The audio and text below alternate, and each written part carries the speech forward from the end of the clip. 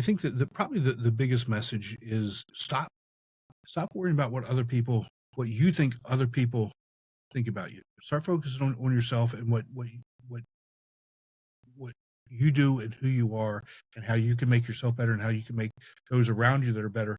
And from a communication perspective, whatever that inner voice is, whatever that inner imposter syndrome, you can't do it is, let that go, because that's you talking to you. That's nobody else talking to you. Just let it go. Welcome to They're Not Like Us, the podcast where bold ideas and inspiring stories come to life. I'm your host, Aaron, here to challenge the norms and ignite your potential. If you're ready to level up, don't forget to subscribe and join the movement. Now, let's dive in.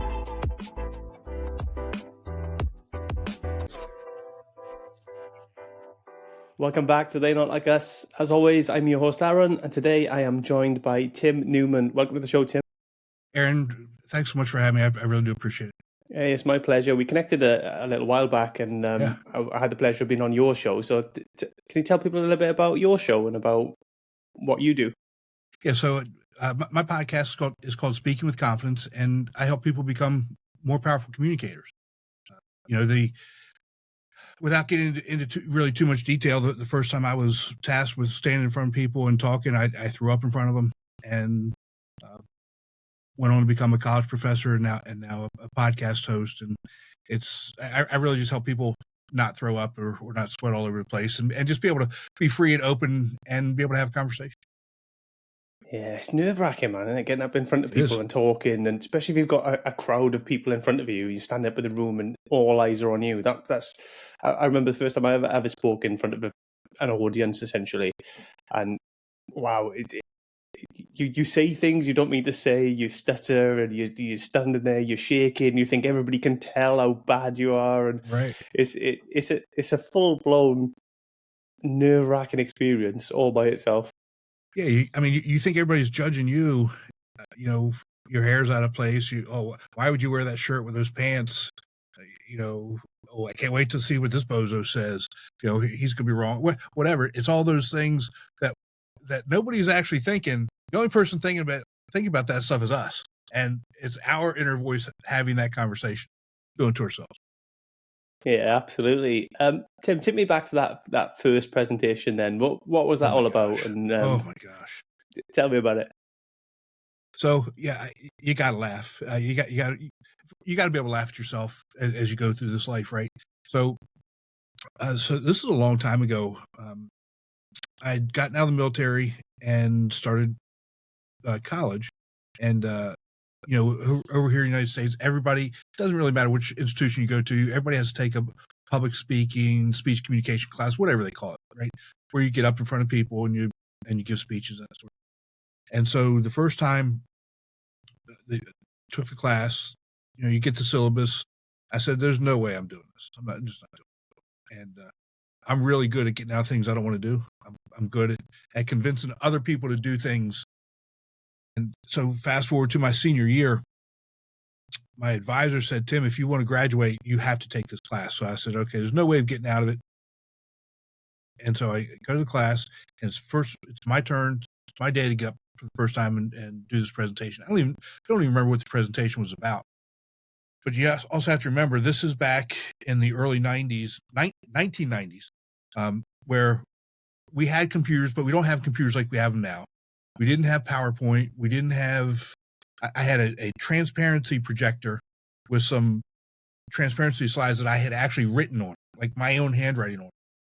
Standing up at the desk with the lectern, with my notes, and I get ready to talk, and I literally threw up right there in the classroom, on the lectern, right there.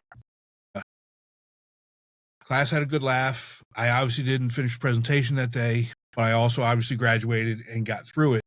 And, it's, again, I still to this day don't know why I was so nervous and upset, because at that point in my life, again, I'd been in the military, I'd been an athlete, I'd been in pressure situations, I'd been in those types of things, but the fear of standing up in front of 20 other peers and give it a 5-minute speech on whatever it was caused me to throw up. Yeah, and it's like you said, we do it to ourselves as well. That's induced anxiety, really, that we cause all that nerves and all that fear ourselves, because 9 times out of 10 when we're talking in front of people, especially in them sort of environments, I've done that in a classroom environment, you know, in the RAF, when I was in the RAF, and we used to have to do presentations, and that was part of our training and stuff. And everybody actually wants you to succeed and do well, because they go through the same thing. But we build this anxiety up ourselves, and the nerves and the thinking that, oh, we're going to fail, people are going to make fun of us, X, Y, and Z. And it's our own doing, really. Yeah, it really is. You know, what was your most, I wouldn't say embarrassing, but your most anxiety-laced moment getting up in front of people? What do you mean? Sorry, but So I threw up. I mean, when you would stand up in front of people, you know, what's your anxiety, you know, portray itself as? Is it sweating? Is it nervous tics? It's probably a little bit of shaking, I think. You know, my hands shake a little bit. So then it's trying to control. I was very conscious of that. So whenever my hands were shaking, I was very conscious of it. So I was going to try to hide that. But then you either go, by trying to hide it, you either go over the top by doing too much with your hands, or you do too little and you're trying to hide away, and you kind of hide behind the lectern, or essentially, and you're afraid to come out and use your body language, and your shoulders hunch over, your head comes down, and you start. It kind of you below almost, the computer screen. Yeah, you're almost trying to hide whilst you're up there. Yeah. That was kind of me, really. Yeah, and that's I say it's normal because it is normal, but you know, as we get older, and as we become, I wouldn't even necessarily say professional, because it doesn't really matter what we do in life. We have to be able to communicate in front of people. I mean, that's just what it is. So, you know, we have to figure out how to overcome it, and just, I say just get over, but obviously it's a little bit deeper than that, and do the thing.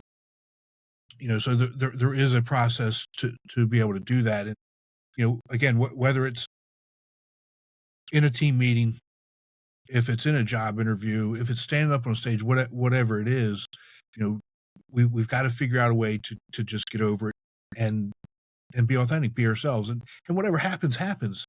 Because again, like you said, everybody that's in the audience wants you to succeed. Yeah, that's the bottom line. It's like we said before the show, Tim, that we're going live, and we both said that we make loads of mistakes or say silly things, and that's part of it. That's part of why I go live, is that raw, this is real, this is who we are, we're just having conversations. Exactly. And not hiding behind kind of editing things out. And, you know, I'll listen to this back, and there's no doubt I'll say the same thing about 3-4 times in it, you know, that's one of them. I say that all the time. I say, all the time, and it absolutely irritates me. But I don't cut it out, because that's who I am. I might, you know, with time get better at that and reduce the amount I say it, and use other words potentially. But at the minute, it's who I am. So I put it out there and just let people see it as it is. My tick is right. I say right at the end of something, right? And the other thing, over at least, I would say at least every other episode, as I do the readout on, you know, my episodes, I say my own website wrong. How is that possible?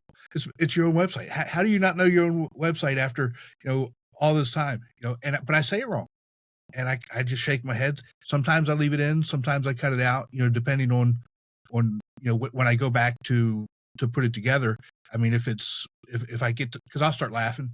If I get to laughing too long, yeah, I got to cut that out. But, you know, I'll leave it in, because it's real, it's normal, it's what happens. And if people can see us through, and again, for those listening, I'm using air fingers quotes, experts, because I don't, and I in no way think I'm an expert podcaster at all. But Same. if they see us and hear us accepting our mistakes and laughing and moving on, that will help them do the same. It's really not that big of a deal. Absolutely, and I think it's important to have that level of vulnerability as well, right? And not try and pretend that you're. I mean, we're all people. Everybody out there has flaws, has issues, makes mistakes. That's just life. And I think, you know, there's no good hiding from that. We need to be authentic, be real, and accept that. Yeah, absolutely. Absolutely. So going back to that moment then, Tim, where you threw up the lecture, I bet that was a memorable one for the class. How did that kind of moment from there shape how the kind of communicator that you've become now? Well, that's really kind of a watershed moment, because ever since I was a kid, I've always wanted to be a teacher. And you can't be a teacher if you're uncomfortable standing up in front of a group of people. It just isn't going to work. You have to have a. Doesn't matter how much you know, right, about your content area or your subject area, what have you. If you can't communicate that, and that goes for any person, any business, any industry, doesn't matter how much you know, but if you can't actually communicate that, you're not going to be successful. And I knew, so I was 24, maybe 25 at the time, years old. Again, 24, 25-year-old grown man, got nervous standing up in front of 20 people. Grew up. Got to get over that. And again, there's nothing wrong with that, but accepting that if you want to be good, if you want to be a professional, if you want to go somewhere in life, you have to do work, and you have to get better at doing things. So for me, that was a watershed period. And back in the early to mid 90s, we didn't have all this personal coaching areas that we have today. You either figured it out or you got left to the wayside. And who I am as a person, I'm definitely not the smartest person in the world. No way. I'm definitely not the most talented person in the world, but there is no way I'm going to let other people outwork me. So I figured out a way, just put your head down and figure things out. And that was really kind of how I started that journey of becoming a better communicator, or finding a way to help other people becoming better. Yeah. Was there ever a moment that you think that it just kind of clicked, or is it just constant grind, gradual, small improvements?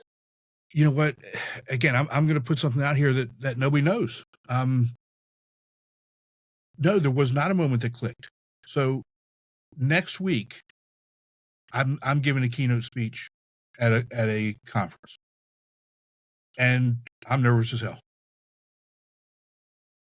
Good, bad, or indifferent. To me, it's when I look at my process, it's all about preparation, and the more prepared you are, the better off that you're going to be to deliver this. And I think that if we understand who we are and what makes us tick and what drives us, that's something that's going to help us get better at whatever it is that we do, because we're going to be able to address those things and move forward. So it's never, to me, really clicked. What's clicked for me is when people have asked me questions. So, for example, when I was as a college professor, I would tell my students to quit saying uhs and ums. Just get rid of them. Just stop. And at one point, one of my better students came to me and she said, you keep telling us to stop, but you don't tell us how to stop. That was a click moment for me. That was something that changed how I approached it, because I knew how I did it, but I wasn't communicating to other people how to do it, and or ways to do those things. So, for me, it's those things when people come to me and ask me questions how to do something. Those are the things that click in my brain. Okay, what's the process that I use? What's the thing that works, and how can I go ahead and communicate that to be able to help other people? Yeah, Tim, that's important as well, because a lot of people will say, "Oh, you just need to practice," but it needs to be purposeful practice as well. Yes. Like, you need to be working on the right things, not just standing there repeating the same issues over and over again. Exactly. And that's so important, because a lot of times people think practice is sitting at your desk reading your notes. That's not practice. That's sitting at your desk reading notes. Practice to me is delivering the presentation or talk or whatever it is in the same type of environment that you would be doing it. So if you're going to be standing up, stand up. If you're going to be in a big room, find a big room.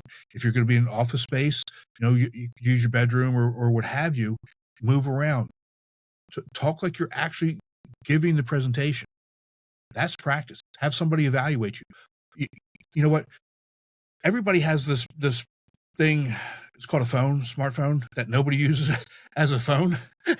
You know, it's a gaming machine. It's a video camera. It takes pictures. You can text people on it. You can get your email on it. Nobody ever really uses it as a phone, right? But everybody has this thing, has a smartphone, and you can film yourself, and then you can go back. If you don't have anybody there to critique you, you can go back and critique yourself, right? There's AI tools out there right now. Let's just take a job interview, for example. You can go in and feed them, ask me these questions, give the AI program the prompts that you want, and it will spit back a mock interview for you, and it will evaluate you. So there's really no reason to not do good practice. Yeah, it's a difficult one. Like I've done this podcast now. This is, what's this going to be? Episode 80, maybe 81, something like that. And I said to myself at the beginning, I'm going to get to 100 episodes before I start trying to do anything different, because it's going to take me that long to be any good at talking to people in any way, any shape or form. And over that 80 episodes, I've tried to make some progress with equipment, with how I deliver, what I do, my preparation, stuff like that. But it's only by actually doing it that I'm able to pick up on where I'm going wrong. And I'm still doing it now. I'm still picking up on where I'm going wrong now. There's still a lot of places, but I can listen to them back. I can watch them back, and then by doing that, I use the so the transcript. I get that produced by AI. So by doing that, I can then see what words I'm using more than others, and if I'm if I have any kind of tics or verbal tics and stuff like that. So it's only by doing it that you get better. And unfortunately, sometimes you have to just put yourself out there to do that, to fail. You have to be willing to fail.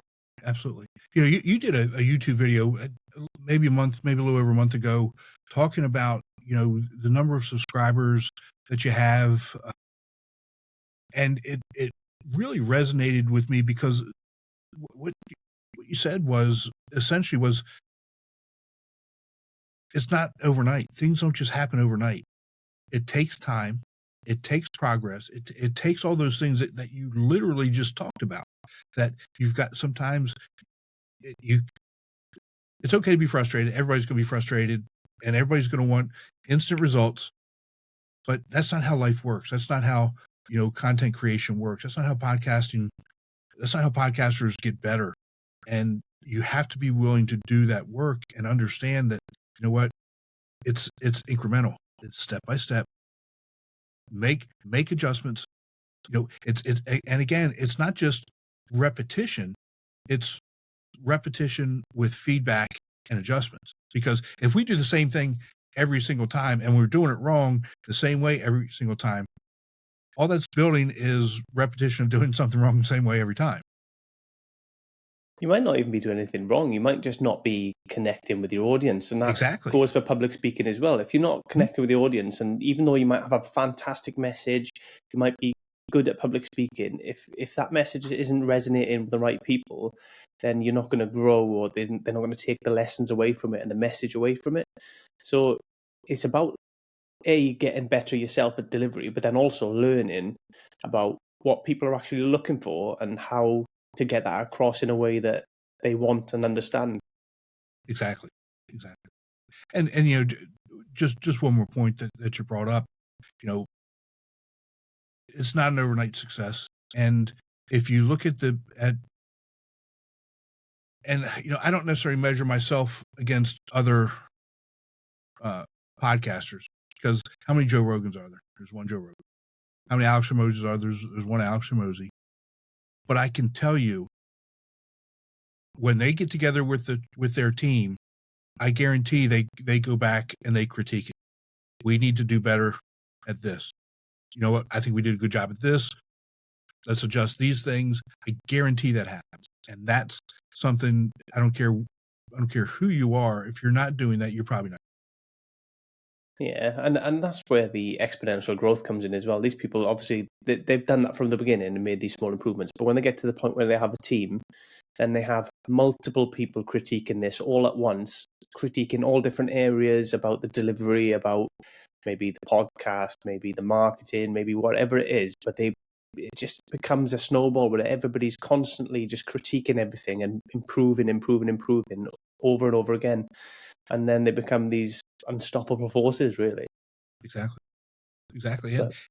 But again, you should, I try to tell people what they should and shouldn't do. People can do what they want to do. But I would suggest that you not compare yourself to other people, because you're different. You're you. You go and be you. What works for them may or may not work for you. Find your own way. Be yourself, and that's I think ultimately that's going to be the differentiator. That people don't want two Joe Rogans. They don't want two Aaron Parrys. They don't want two Tim Newmans. They want you to be you, and when you resonate with them, then that's what they're looking for. Yeah, it's important not to try to be somebody else, especially like you look at Joe Rogan and like the likes of Chris Williamson, people who have these fantastic podcasts. They started from a different point. Yes. Anyway, but I've gone back and looked at their very first episodes, and but in comparison to what they are now, they were shocking. They were awful. The equipment was poor, the delivery was poor, but they've stuck with it and they've constantly improved along that path. But also people like Joe Rogan. I mean, he was already a celebrity of sorts. He was already commentating on the UFC, even though UFC wasn't as popular back then when he started. But he'd already been doing the comedy stuff, Fear Factor, things like that. So he was a known entity, which gives him a leg up at the start because people know the name. So it's a starting point. Exactly. And I think we got to reassess and think where we starting from and where we want to get to, and we need to compare ourselves to ourselves, really. I don't even look. There are plenty of podcasters out there at kind of my level, at this level, where they probably haven't got the fame, they haven't got the following, they're just starting out like me. But I don't even compare myself to them. I compare myself to myself. If I'm getting better, then it's all good. I'm on the right path. I'm on the right trajectory. If I'm not, that's when it's a problem. Exactly. And again, don't, to the audience, don't misinterpret what we're saying. It's okay to go and see what they're doing and say, oh wow, I like how they did that. Will that work for us? Will it not work for us? And you use different techniques, but you still have to do it within your own framework, within your own authenticity, within your own show, and those types of things. Here's a good example. So I was a guest on another podcast about a month or so ago, and one of the things that host did was he did he did a trailer. So after the interview, he said, he stopped the recording and said, okay, now I want you to do a 30 to 45 second introduction of yourself, what we talked about on the podcast, and a review of the podcast. And basically what he does with that is he creates a trailer to use as a marketing tool the week before that episode comes out. To me, that's a phenomenal idea. I'm starting to do that. And, actually the first episode that I'll be using that comes out 2 weeks from today. So we'll see how that goes. If it doesn't work, it doesn't work. But to me, it's a great idea. It provides value to the podcast. It provides value to the guest, and provides value to the audience. So they see what's coming on and build some excitement and some anticipation. So that's just an example of, you can look at what other people are doing, and use it if it's going to work. If it's not going to work, try other things as well. Yeah, I think it's important to try things and not be afraid to do something different as well. I think you want to build a formula really that's repeatable, that you can continue it on, but equally you do need to every now and again just stretch a little bit, step outside, because you might find something that works, that's better, that you can take on. But if you never try these things, you're never going to get there. So I mean, we talked about my short form content off air, and part of that is I try lots of different things to see what works, and I'm not afraid to do that. I'm not afraid to make mistakes or do videos that are terrible or that fail. You know, the part of the process is testing it, and the only way you test it is you put it out to see what people actually think. Yeah, and I think they're great. I laugh every day. I laugh every single day. What's your partner's name? What's your buddy's name? Alex. Alex, I tell you what, the two of you and how you all do it, I literally laugh at you all every day. I love the content. I love what you all are doing. What do you mean by if it fails? 0 views? Does that mean it failed? Yeah, that's a good point. You know what? Because number one, are you having fun doing it?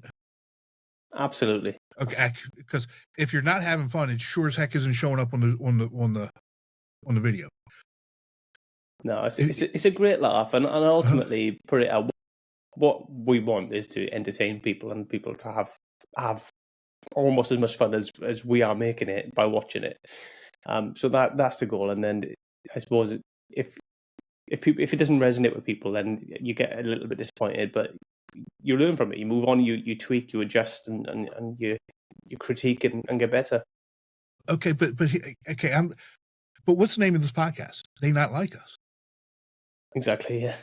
Okay, and so it's not going to resonate with everybody or even anybody, and that, to me, that's okay, because it's, again, you're having fun at the bare minimum. At the bare minimum, you're having fun and you're practicing skills and getting better at certain skills. Yeah, it's getting better in front of a camera, Tim, as well, for me, which helps everything else as well that I'm doing. So I quite enjoy that part of it. It's a bit more difficult because obviously I don't script any of my podcasts. I do a little bit of prep. I'll have some questions prep that I want to make sure I ask, so I get them written down in case I forget. But it's not scripted. It's just raw. It's talking, and I find that relatively easy.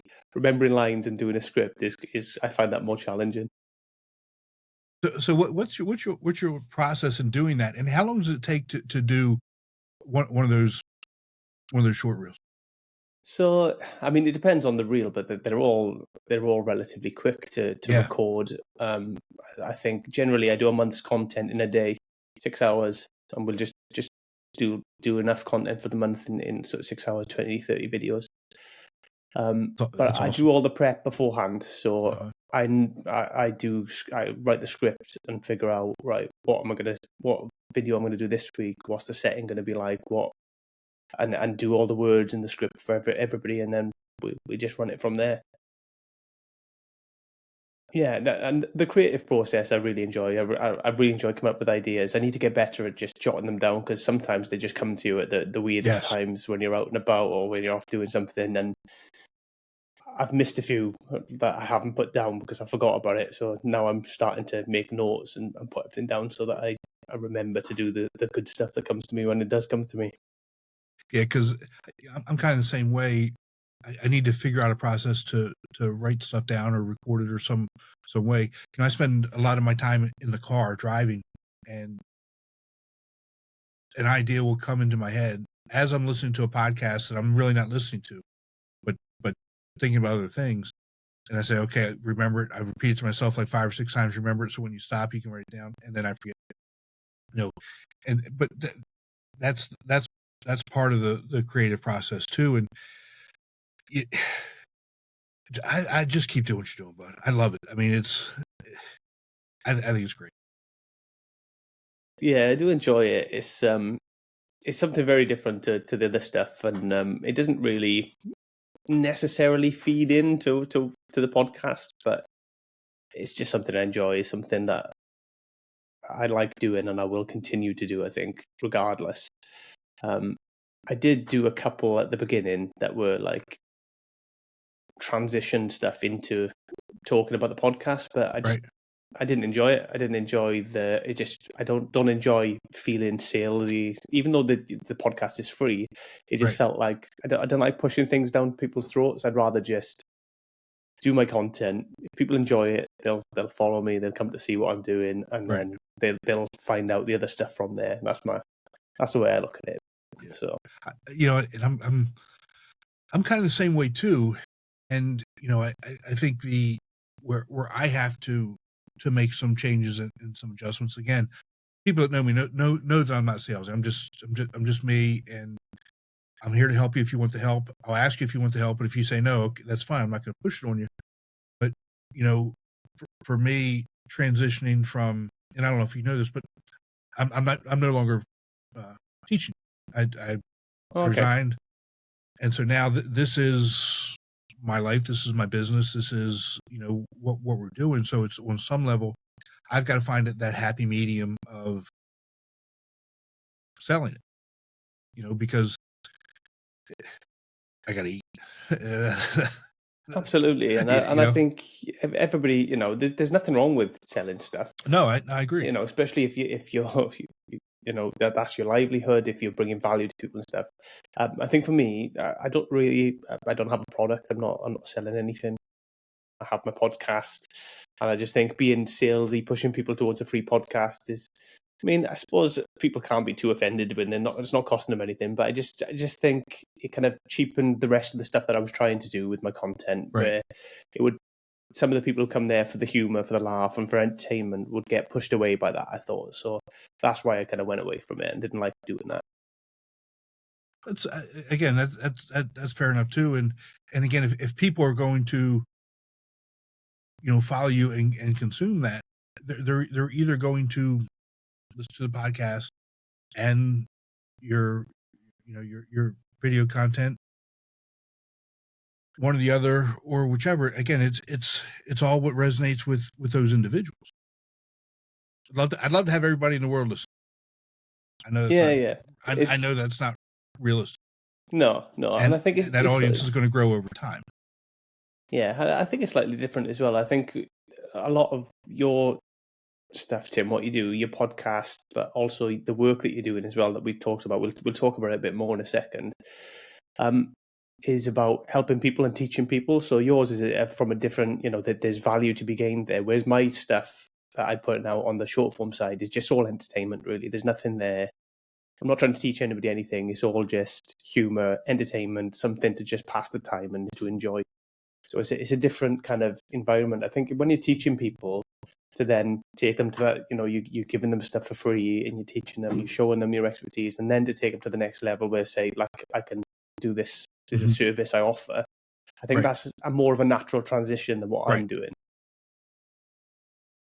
I agree with that. And the only other thing I'd say is don't underestimate the value of that humor, because you never know where people are. And on any given day, and let's just say they stumble on you on Facebook or they stumble on you on YouTube, and they're in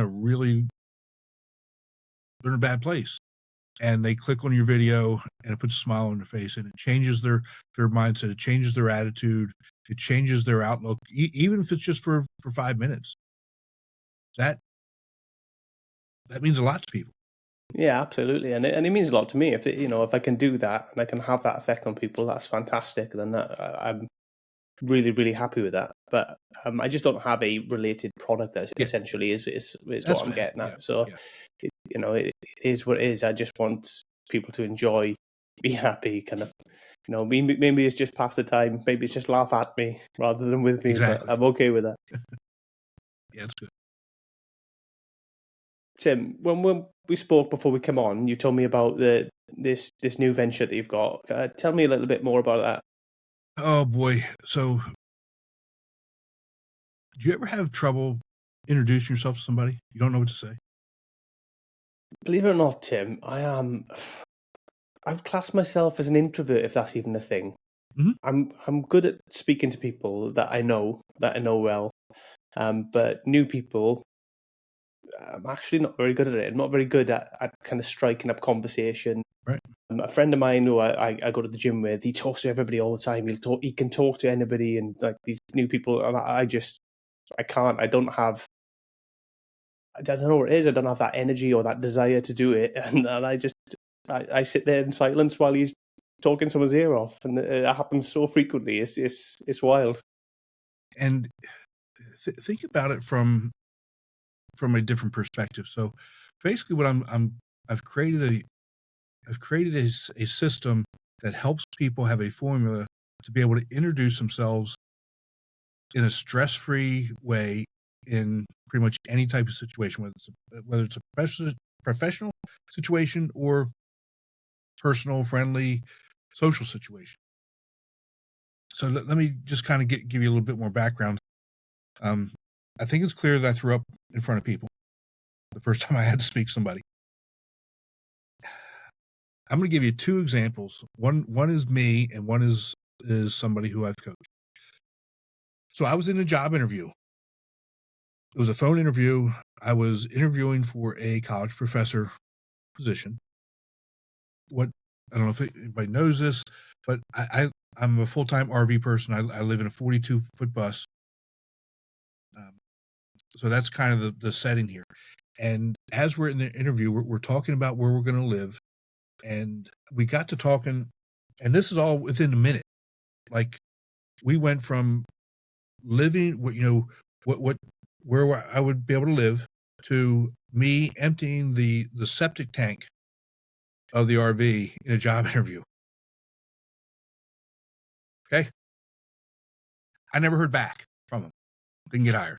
I don't know why, but that's just one example of not having a plan, not having a system in place, talking about who you are as an individual.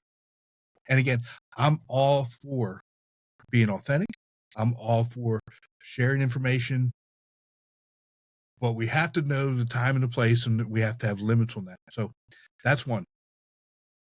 Another time, we were at a college function and had a student with me, and the student and I were talking about something, joking around, and the college president came up and asked the student who they were, and the student said literally, "I've always wanted to steal a Tasty Cake truck because they always was." And so the college president just kind of turned around, looked at me, and walked away. It's my fault that this kid wants to steal a Tasty Cake truck. And all that was because that person froze, didn't know what to say. Part of communicating, Aaron, I'm like you, I'm an introvert. I would much rather, but obviously there's times in life, and especially from a professional perspective, we can't just be off on the sides. We have to take charge, and we have to lead people. And so I'm creating I'm still working on the name of it, but it's a way to introduce yourself, a 30 to 45 second elevator pitch it's a system that you could use to introduce yourself personally, professionally, 3 or 4, 5 different ways in each example. And basically it comes down to, you have to know who you are, as an example. So for me, depending on the situation, if somebody asks about myself, I'll just say, here's 3 things you want to know about, and I'll tell them for whatever situation it is. Or I'm a recovering college professor. I help people become more powerful communicators. So you're introducing yourself, providing value to that person so that they remember who you are, because isn't that really the key? You want people to remember who you are and what kind of value you can bring to them. So it's really simple when you think about it, but it's complex because you have to do some deep thinking about who you are and what value you actually bring to them. Yeah, it's quite difficult to do as well, because actually I've been a guest on a number of podcasts now.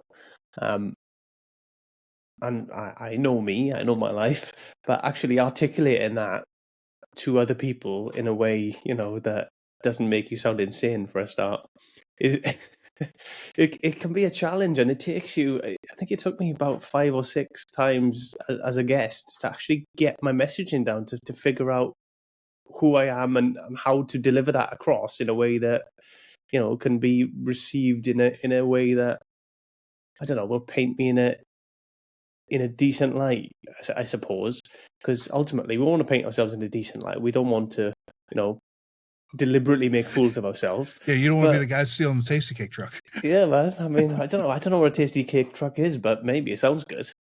Okay. So here, let me explain to you. So Tasty Cakes it's a company. They do snack food like cupcakes, and we got butterscotch crimpets, cookies. You know, junk food is Sounds perfect to me. junk Yeah, I'll steal baked that. goods. Yeah. Me too, but I don't know that I'd tell a college president that I'd want to steal. But I mean, you get it. But you don't want to be that guy. Yeah. No, I think it's a great idea, Tim. I think being able to do that and maybe having kind of different ones for different settings, if you will, different, because as much as we are authentic and we are ourselves, there are still different ways we present ourselves based on the situation, and that's just social skills, really, isn't it? It's just how you adapt to whatever environment you're in, whatever people you're speaking to, and stuff like that.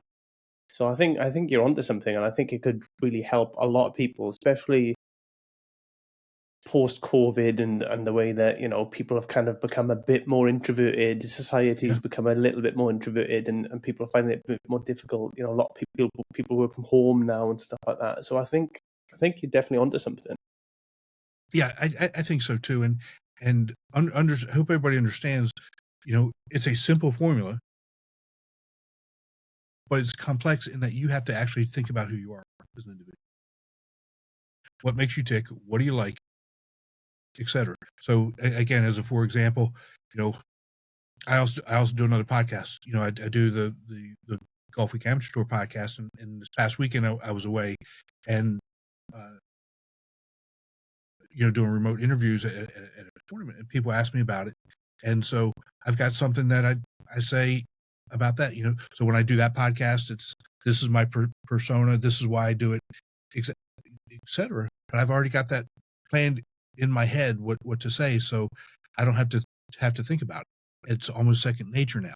And once you do that, and once you can break the ice, having the rest of that conversation becomes so much easier, because the ice is already broken. You've already gotten through that initial anxiety, and then you could just have a normal conversation with whoever you're interacting with. Yeah, I think that's key as well. I think that you kind of set the tone early doors, don't you? By setting the tone, it kind of ensures that things kind of go well. I think if the tone is not set at all, or is set badly, then especially as a host dealing with a guest or something like that, things can really veer off and go in a bad direction. But that's the same for any conversation, like you said, exactly. about the college president and stuff like that. Things can just, that first impression, you don't get a second chance. So it's getting it right kind of enables people to understand who you are, bring their guard down a little bit, and allow them to kind of learn a little bit more about you. Exactly. Especially from a professional perspective, that could be the difference between getting hired or not getting hired. Even in the dating scene, getting a date or not get the date. Whatever situations that you're in, I think it's just having, because go back to what we originally talked about, the anxiety that we talk about, that we put on ourselves. And as we go through that, that's what we're doing again. As we enter into a conversation with somebody who we don't know, high stakes, low stakes, doesn't really matter. We build up that anxiety in our own head. We have those negative conversations. And if you can have that system that you've practiced, that's going to come natural, and just have it, that anxiety is going to go away really quick. And then, like you said, we can just go on and have that normal conversation. Yeah, I think especially that beginning point is the most difficult point, because you just, a lot of the time, I've been there myself, and your mind just goes blank and you don't really know what to say. So having that initial part that you can, you can set the tone, set a bit of a foundation for the conversation, and then it can flow from there. But even if the conversation doesn't flow from there, you've not made a fool of yourself. You've left a good impression. You can leave it at that. And you can reapproach another day. Might be a better time, a better environment, a better situation to have a conversation next time. Exactly. Yeah, I think it sounds good, man. I think it's quite interesting, and I think a lot of people need help with kind of that confidence in speaking to people be it in that one-on-one setting, be it in a public speaking forum. I think a lot of people kind of need that. Well, I'm here if you need it. That's my sales pitch. Yeah, and where can they find your podcast as well, mate? Because your podcast is really good as well. So obviously they can pick up tips and maybe try things out that they hear on your podcast as well. Yeah, so the podcast is Speaking with Confidence. It's on all the major platforms: Apple, Spotify, iHeart. It can also be found on my website, timnewmanspeaks.com. Got it right that time. Pretty much anywhere you listen to other podcasts. It's on YouTube as well. We do both the video and audio versions, posted on YouTube. Yeah, I think it's important nowadays. I think a lot of people kind of like the video to go with it. Yeah, because I think it's a little bit more personal, right? Because you can actually see the people who are talking, as opposed to, I do think there's a lot of people that do listen. So like, say when I'm driving, I listen, or if I'm at the gym, I'm listening.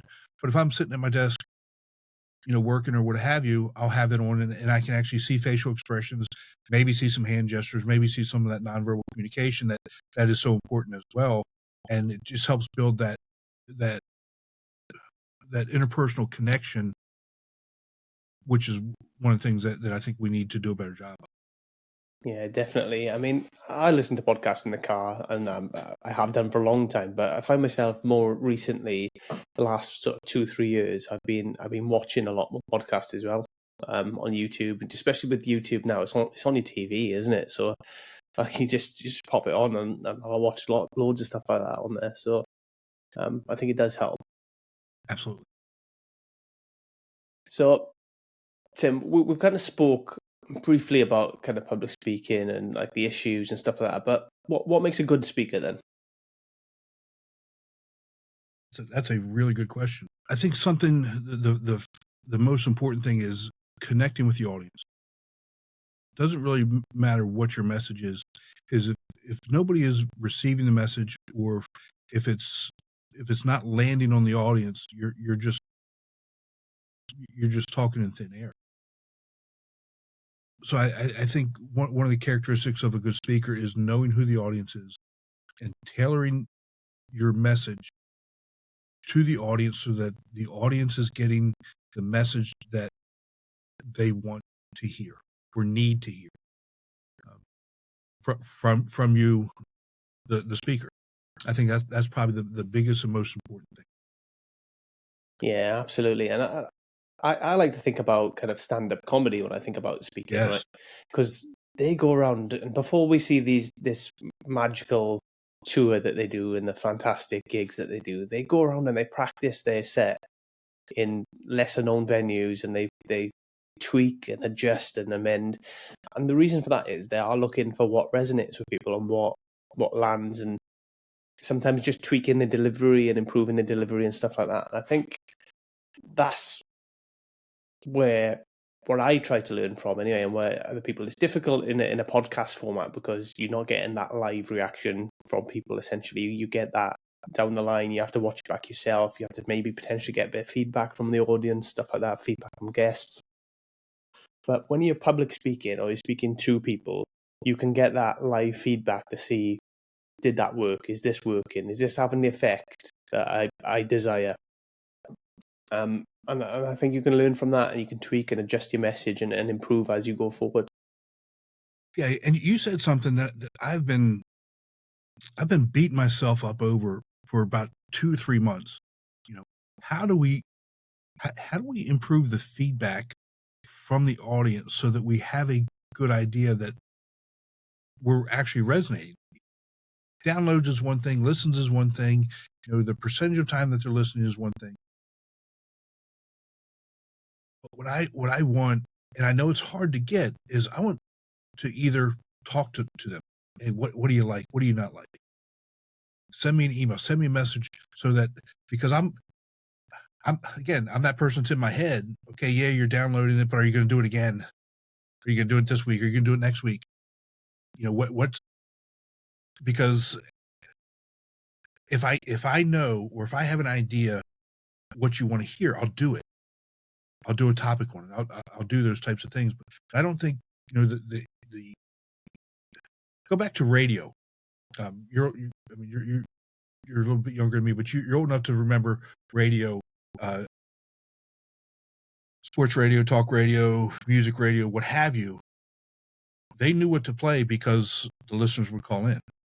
We want to hear these songs, right? They knew what to talk about because the listeners would be calling in. We want to hear this.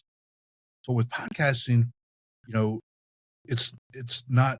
Most of them aren't live. I mean, so this is live, which is great, but there's nobody in the room saying, "Can you talk about this?" Right? And so I'm in my head. I hope that this episode is what my audience wants to hear. I think it is, but I don't know. And that's where I've got a big hang up on my stuff. Yeah, it's difficult, right? Because we are fumbling around in the dark almost, aren't we, as podcasters, especially in this kind of format. I did have a guest on a few weeks ago, and he has a studio and he'll do live episodes with an audience. Yeah. I think that's a fantastic idea where you can get some actual live feedback. Even if they're not actually speaking, you could put questions to the crowd or whatever, but you can just see how they react and pick up on their body language cues and the non-verbal cues. And I think that will steer you and guide you so much better because you'll know more instinctively if you're on the right tracks, if you're going the right way, if this is actually what they want. Yeah, and so I think if we could do a better job with that, and I've seen a couple of those types of shows and actually facilities open up over here in the States, and I think it's a phenomenal idea, and maybe that is part of the future. But then again, I'm back in my head. How do they know? How do they know to get the right audience in for this group or that group or this podcast or that podcast? And that's just the way my brain thinks, right? Because I'm the type of person that I want it to be perfect or as close to perfect as it possibly can be every single time out. And probably like you, there's no bigger critic of you than you. No bigger critic of me than me. And, that's good and it's bad. And, I think what I'm talking about now, that's probably the bad side of being your biggest critic, is always questioning if what you're doing is right, even though some of the traditional metrics that are out there are saying, okay, yes, you're doing something right. We just can't tell you what it is that you're doing right. Yeah, it's a difficult one because you need to be critical of yourself to improve. Yes. But if you take it too far, it'll actually have a negative effect and actually make everything worse. So it's getting that balance right is quite the challenge, really. But yeah, I'd love to try one of those live shows, just to see, what kind of how it feels and what you can pick up from that from other people. I think I haven't seen any in the UK. I think the chap I spoke to, he was based in the States somewhere. I can't remember exactly where, but yeah, it sounds like a really good idea to me, and it could potentially have legs. Where people kind of set up and do that. Especially if you get a reasonable sized following where you can kind of generate your own audience, really, couldn't you? And then you can go and you can do these events probably relatively easily yourself. Yeah. Yes. So with the golf podcast that I do, we do live events. We'll probably do, I think we're going to do 5 between now and the end of October.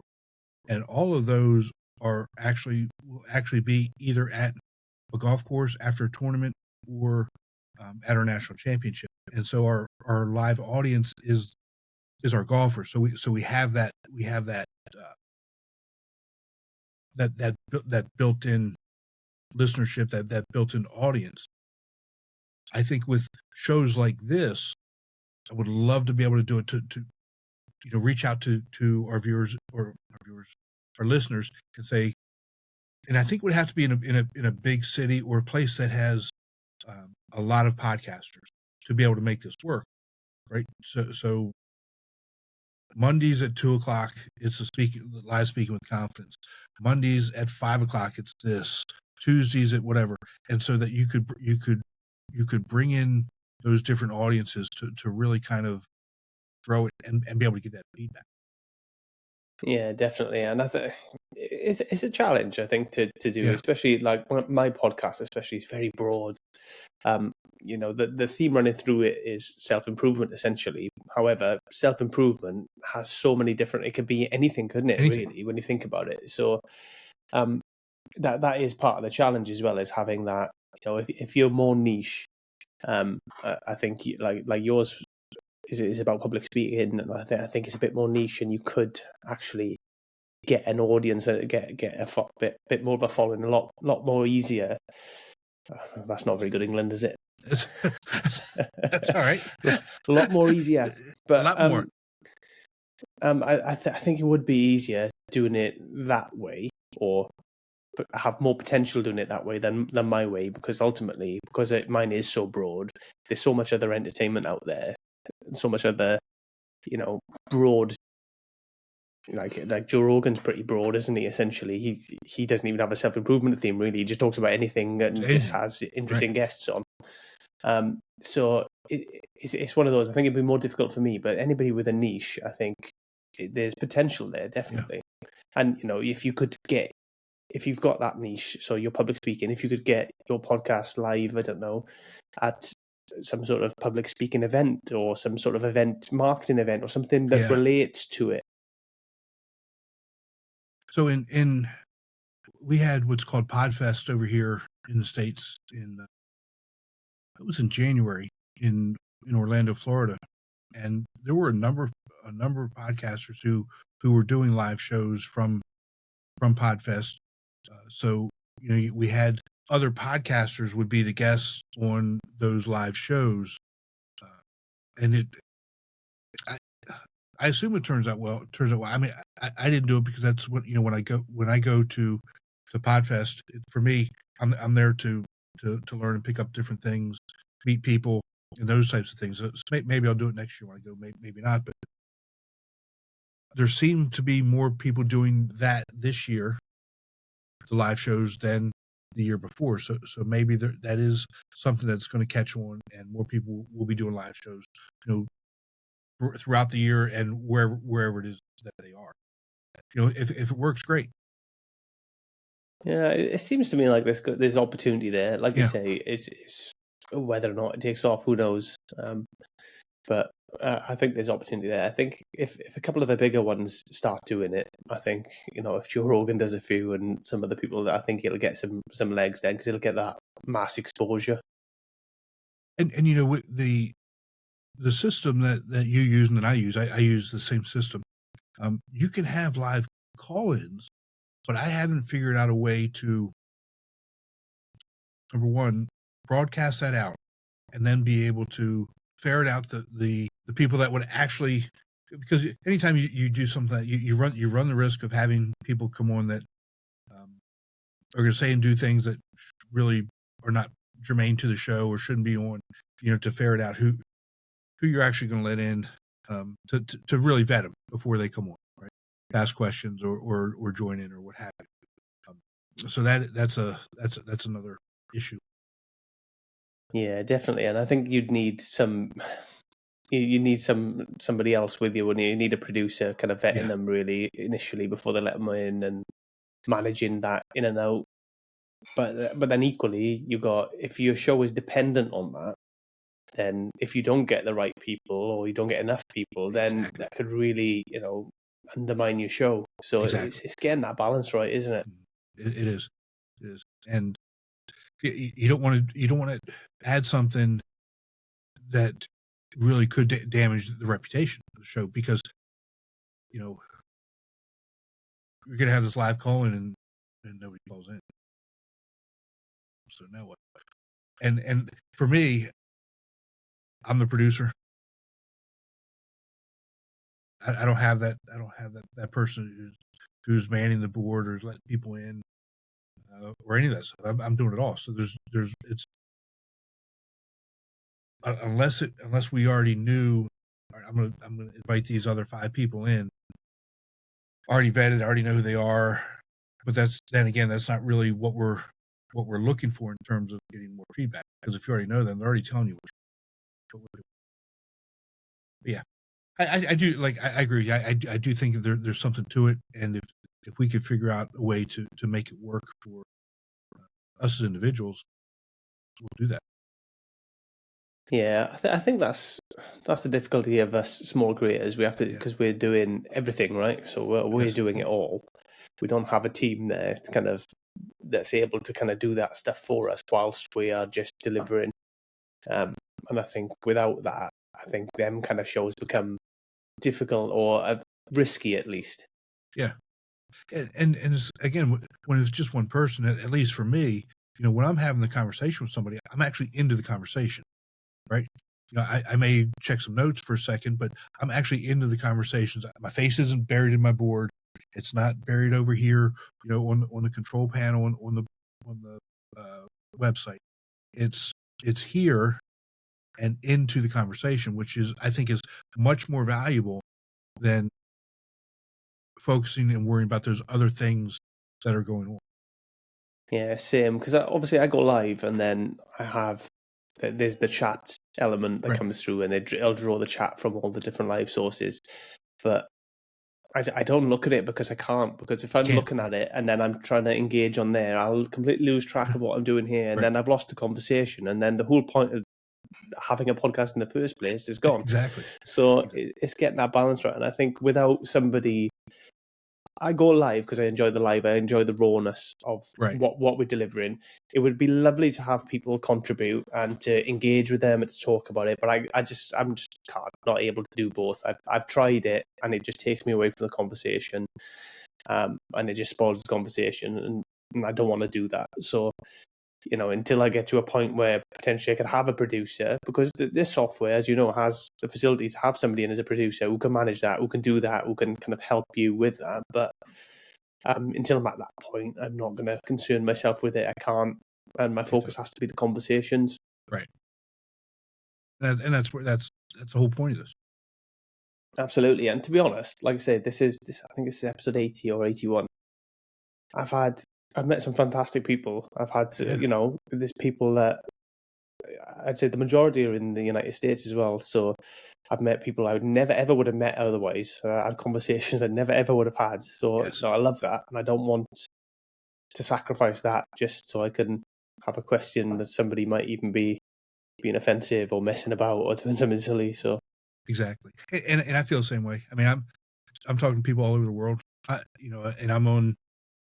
I think I did 33 came out today. Episode 33 came out today, but I've got booked out through the middle of August already.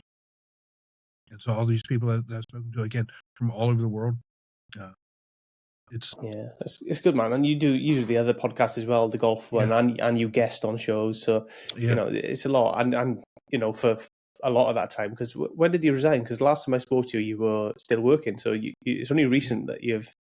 Yeah. So when the semester ended in December, that was it. Actually, that's not true. I officially resigned in the middle of January. So the semester was over in December, but I don't think over my entire career that when the semester was over, I didn't have somebody who I was still working with through January. So I resigned middle of January. But essentially it was December, and that's actually freed me up from doing. I do the golf podcast is every other week, because that's just there's not enough content to do something every week, and it's a lot of work. And so that's an every other week one. And this one, the Speaking with Confidence podcast, was an every other week one, but starting in January, that became weekly. And so I'm producing at least one podcast a week, sometimes two. And again, like you said, the guesting that I'm on, and I'm booked out for interviews, like I said, through middle of August. So, shoot.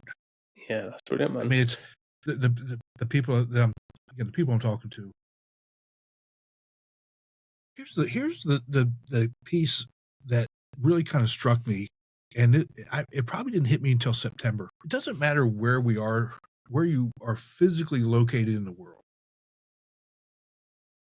all of us are dealing with the exact same things, the exact same issues. You know, you and I talked a little bit about, offline about some of the things that are happening in the States politically. It is what it is, not getting Yeah. into it. But I mean, eh, we're all dealing with the same things. We're all dealing with the same things professionally. We're all dealing with the same things personally. We're all dealing with the same communication issues. We're all dealing with the same things that happen in business meetings.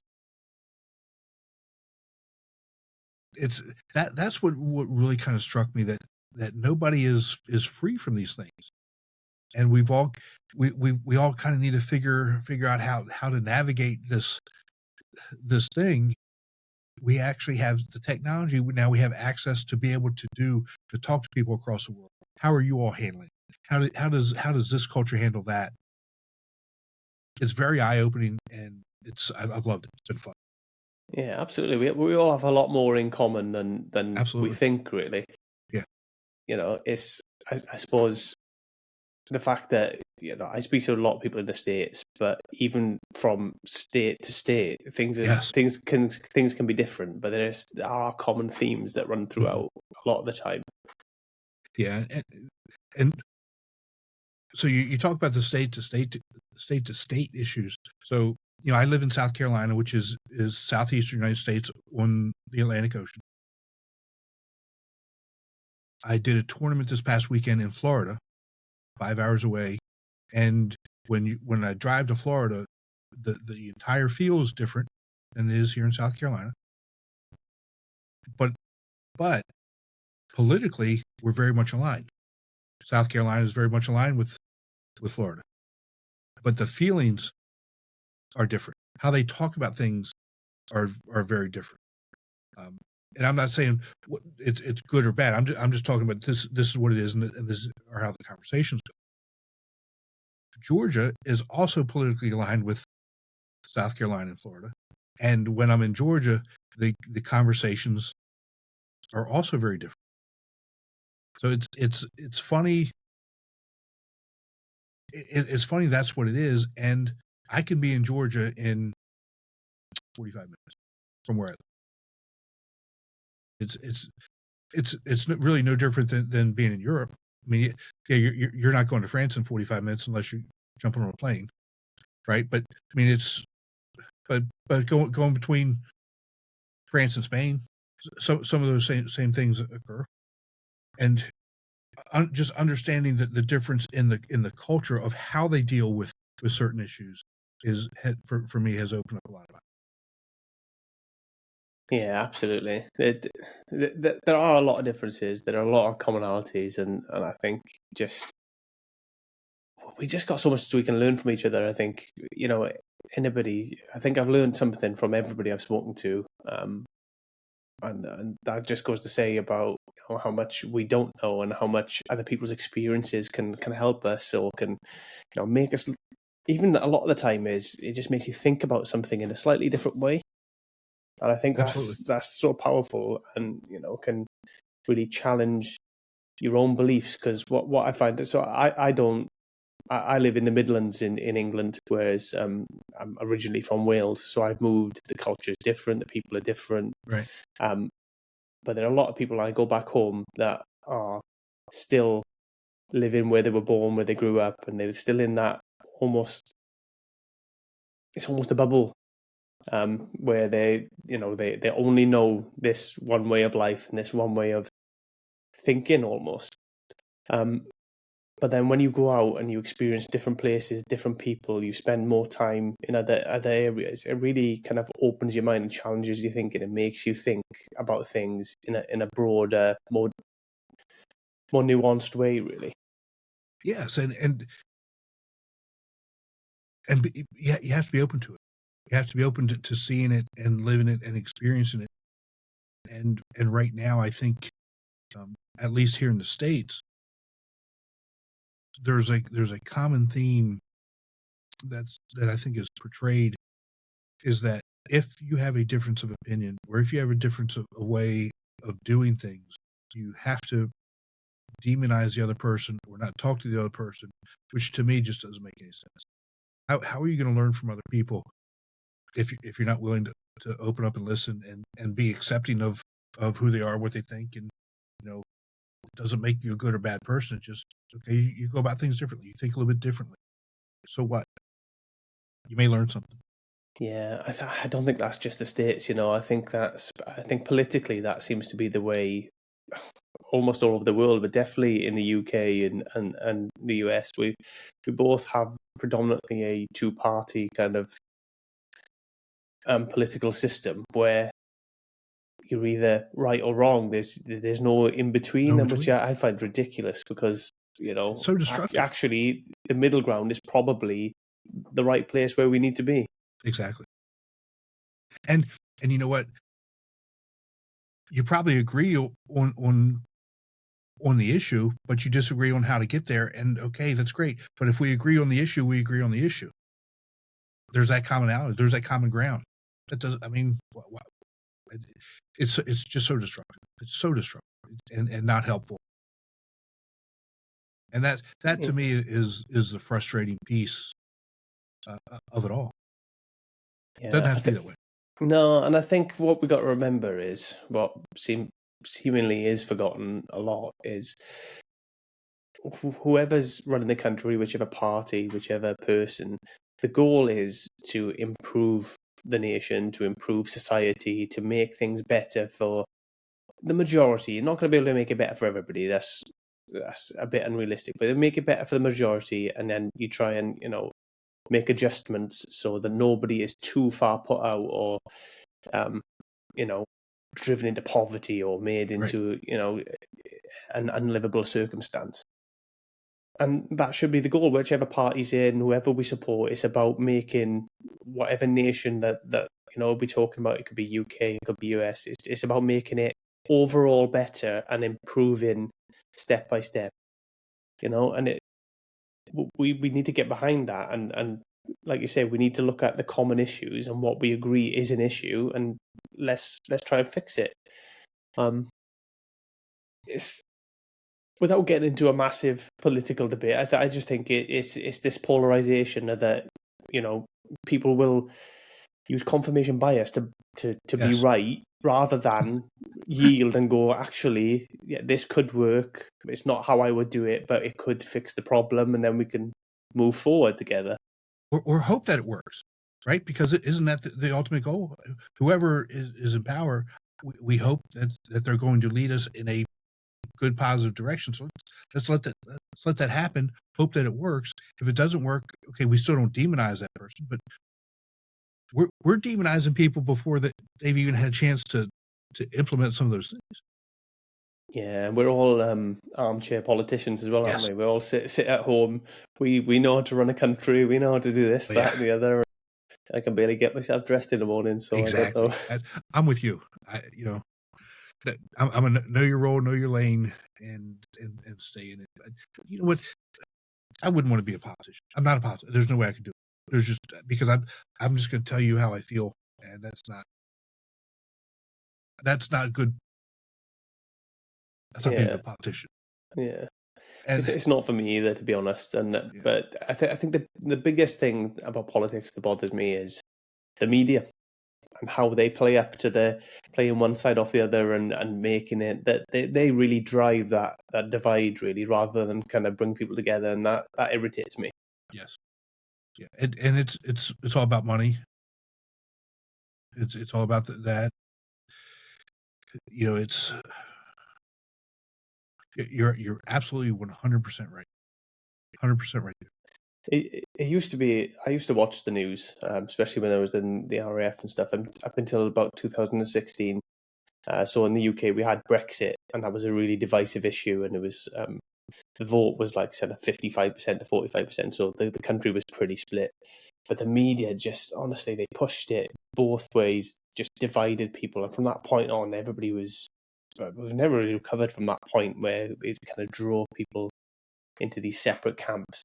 And I just decided to stop watching the news at that point because it wasn't making my life any better. It just made things worse. So I just stopped watching the news. And since then, I have a lot less stress and anxiety about the world, about politics. And guess what? The world's still going. It's still turning. Things are still happening. So I just avoid the news like the plague now. Yeah, I'm glad you said that, because I used to be a news junkie. I used to be a news radio junkie, and I got to the point, and for me, it was right around COVID. I just couldn't take it anymore, just because I just couldn't take it. And now my oldest daughter, we had a conversation probably 3 or 4 weeks ago, and she called me and was just railing on stuff. And I said, "Well, hold on now." I said, "Where'd you get this from?" And she said, "Well, I'm watching this news and watching that news." I said, "You need to stop." Because she takes after me a lot. And I said, "You need to just stop. You have no control over that." And what they're saying, you're doing exactly what they want you to do by getting all riled up on stuff that may or may not be true, because they're giving it to you from their spin. If you really want to know, do some research on your own. But the reality is, what they're talking about has no effect on you. Let it go. Start working. Start trying to affect the people that are around you. If you want change, start affecting the people that are around you. Absolutely. Right? There's things Your you can do, neighbor. and that energy that you got for, that negative energy, you can turn it into something positive, couldn't you? And can help your community, you can help people around you, like you say. And if everybody did that, I think the How world would much be a better would better it be? place anyway. Yeah. I mean, do you really think? And my daughter's name is Katie. I said, "Katie, do you really think you getting this upset, you yelling and screaming, or you doing whatever you're doing, is going to affect anything that our Congress is going to say or do?" They don't care. So don't worry about it. And you don't even know that what the news is saying is actually true. It's accurate. Focus on your Yeah. community. Focus on your neighbors. Focus on those things. She does a lot of volunteering, and that's, focus on those things that you're doing. You're making the world a better place doing that. Don't worry about that, because you have no control over that. You're wasting your time. Absolutely, and I couldn't agree with you more there, Tim. You can get drawn into it, can't you, so easily? And I think just taking a step back, take a breath, and like I say, focus on what you can impact, focus on your own life, and I think I feel better for doing that, and I'd hope that other people would as well, rather than get drawn into a bunch of stuff you can't control. And there's always going to be things that happen that we can't control, that we're unhappy about. So why spend the energy on it? Exactly. Cool. Tim, I've taken up a lot of your time. I only normally run for an hour, and we're on 1 hour and 20 now, so I don't want to steal too much of your time. But before we do go, do you have any kind of final thoughts or messages that you want to leave people with? I think that probably the biggest message is, stop worrying about what you think other people think about you. Start focusing on yourself and what you do and who you are, and how you can make yourself better, and how you can make those around you that are better. And from a communication perspective, whatever that inner voice is, whatever that inner imposter syndrome, you can't do it is, let that go, because that's you talking to you. That's nobody else talking to you. Just let it go. Absolutely, and that's amazing advice, to be honest. And I think if people can do that, I think they'll be a lot happier, and they'll live their lives in a way that makes them happier. Yeah, absolutely. Tim, let's see if we can get it right for a second time. Just remind people of your website. That's a lot of pressure, man. That's a lot of pressure 2 times in a row. It's timnewmanspeaks.com. Perfect. Was that right? Yeah. timnewmanspeaks.com. Yeah. Yeah. That's right. There you can find all kinds of things. You can find the podcast. You can find the formula for public speaking. You can download a free ebook and sign up to get our newsletter. Amazing. And I look forward to your coaching coming out as well, with your kind of elevator speech kind of approach, because that sounds really interesting, and I think it could benefit a lot of people, that actually. Yeah, I'm hoping that's going to be ready probably the middle of April. Cool. Like I said, I've got this keynote that I'm working on coming up next week. So that class has been kind of put to the back burner. And here's the key, because I'm actually doing the preparation and practice and those types of things that I tell other people to do. So I'm putting that class off for a little bit. No worries. Well, Tim, when it does come live and it's up and running, you just if you drop me a message, I'll get you back on, and we'll let people know a bit more about it, where they can find it and stuff like that. Aaron, I appreciate that. That's awesome. Tim, it's been amazing talking to you as ever. You've been an absolute gentleman, so thank you very much. I'll just say goodbye there. Love it, bud. Good talking to you. We'll talk to you soon. Take care. Bye. Thanks again for being part of this journey. Stay tuned. We've got even more great conversations coming your way.